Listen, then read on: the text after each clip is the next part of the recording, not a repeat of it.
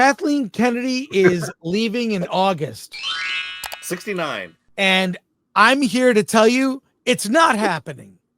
That statement that came out where many actual a lot of people reported on this both on YouTube and social media. She is not leaving. I've got a handful of stories here that all relate.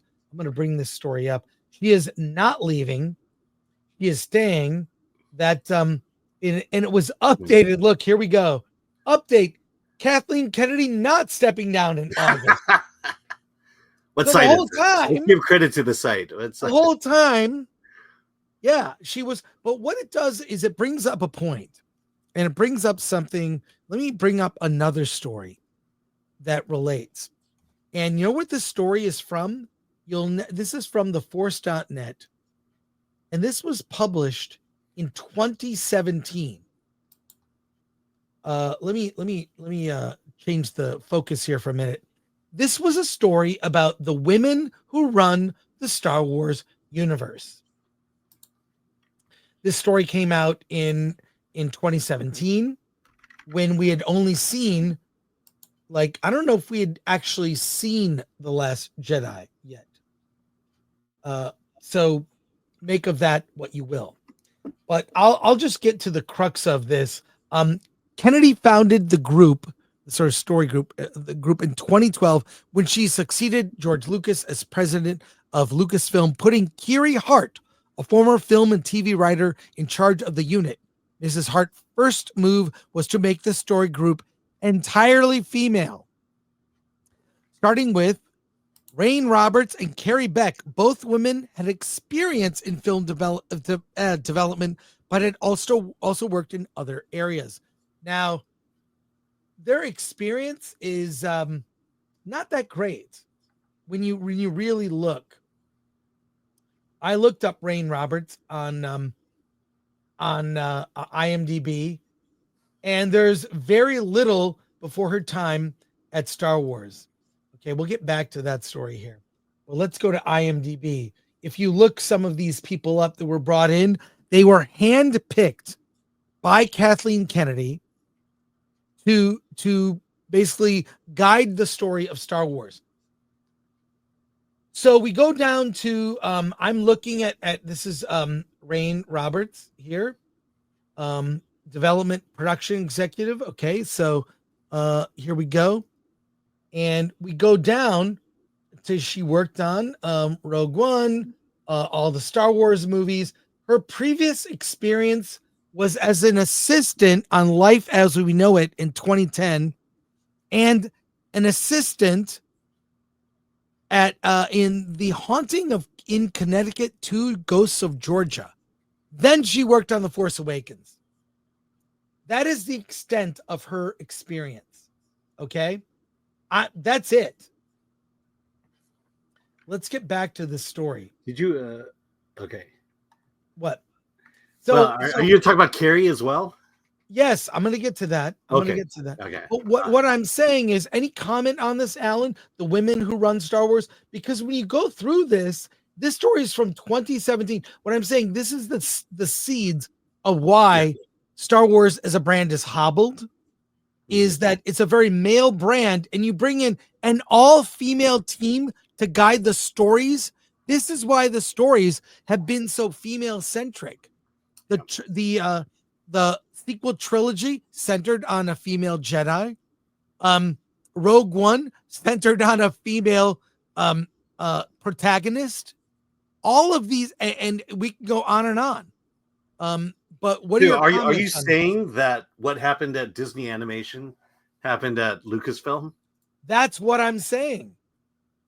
And that's you're gonna when you get to Carrie, I'll mention it. But again, just as Disney Animation, where the mandate was 50-50 men, women, here it was no. The leadership team is going to be all women, and that's fine if you have a team of women who actually love the product and actually have some experience and are not just hired because they're female. That's going to be the ongoing theme here as we go into this story. Basically, Carrie's experience was I'm just going to quote a source. So I knew Kathleen Kennedy from some social circles, and we had talked a few times. Then one day she called me and was all, "Hey, come be one of my VPs." And I was like, "Okay." That's Carrie's story. She told about how she got her job. It's kind of sad. Yeah. I have more on this. I don't want to. I'm not sure how much info I want to get into, but yeah.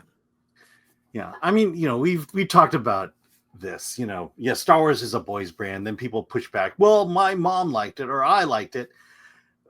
The problem is Kathleen Kennedy didn't go after those people. If you need to bring women on board, there are women out there who live Star Wars, who love Star Wars, had gone through all the extended universe stuff.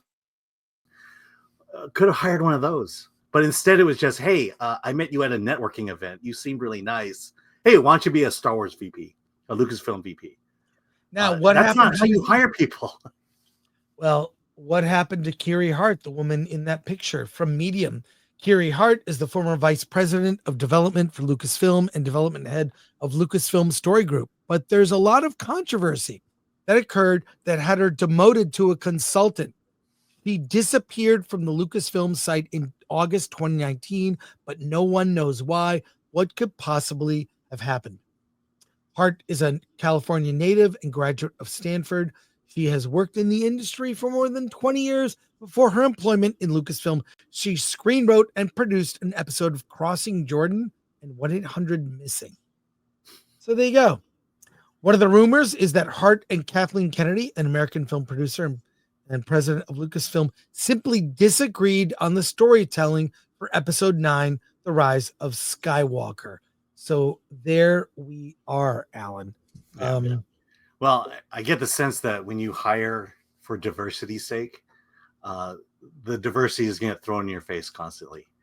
And that will always be the, you think you're doing a good thing by making your staff look like the rainbow or whatever. But then these people, they feel empowered and emboldened. You can't fire me because I'm the only Black woman you have on staff. You need to listen to me because my voice isn't being heard. And this is the kind of conflicts that I assume happened here, but it definitely happened over at Disney Animation. Well, I can't really get into all this. There is a whole Reddit thread about the Lucasfilm Story Group that will tell you a lot more. I'll bring it up here and put it in our notes, or I'll put it in the link in the description. But this story group was a mess. And I still think that there is an unbalance. There's an imbalance in the amount of male energy to female energy in Star Wars. Make of that what you will. Okay. Call me whatever you want. But I think that Barbie is a very strong brand for girls. Young women flocked to the Barbie movie because they made it for women. And I will repeat something I said, which a lot of people criticize me for it. Turning Star Wars from a male brand into a girl brand will turn out to be one of the costliest decisions in film history. Had they leaned into and look, and I'll say this, I'll even defend Andor's inclusion of strong female characters and storylines that will appeal mostly to women. That's TV. TV is different than film. And I think you could have made a very decidedly male Star Wars sequel trilogy, and you can make a TV show that is a bit more, includes more storylines that have appeal to, say, both sides. Okay, that's fine. I have no issue with that. And that's also a common thing that people will say, well, TV is mostly female storylines, Hallmark Channel, whatever. Men go to movies, women watch TV. I don't think that's entirely true either. I don't know if I would 100% agree, but because it's TV, it's more long form. Hey, you can get deeper in the weeds. So I think this is the reason Star Wars is in the state it's in. And again, until that's acknowledged and addressed, the brand is hobbled and kind of done, in my opinion. Final thoughts, go to comments. Yeah, are you saying you can't fix a problem until you find out what the problem is?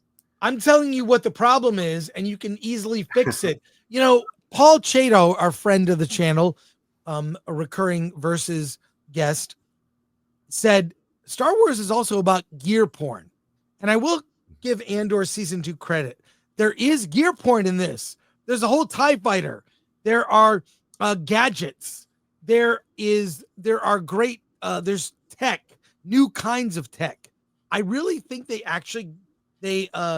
really included gear porn and more emotional female storylines. I have no problem with that in Andor season 1 and 2. I think it works. It works. It's long form TV storytelling. Sure, you know, that's fine. For the movies, it doesn't work. I don't think it works at all. It just doesn't. If they made a Star Wars movie for men and young boys and storylines that appeal to them, you and I would not be having these discussions or complaining about the future of this franchise. There's nothing more racist than taking your movie and counting how many black people, how many white people, how many Asians and Hispanics are in it. That's Disney does diversity the worst, actually. Yeah, absolutely. Diversity done well isn't even, you never notice it. They're just great actors. In this, and in one particular scene in Andor season 2, where they have all the people on the planet, right? Mm-hmm. The rebels, and they're all like fighting amongst each other. They each get part of a line, and they're all very different. Yeah. I was like, Disney diversity.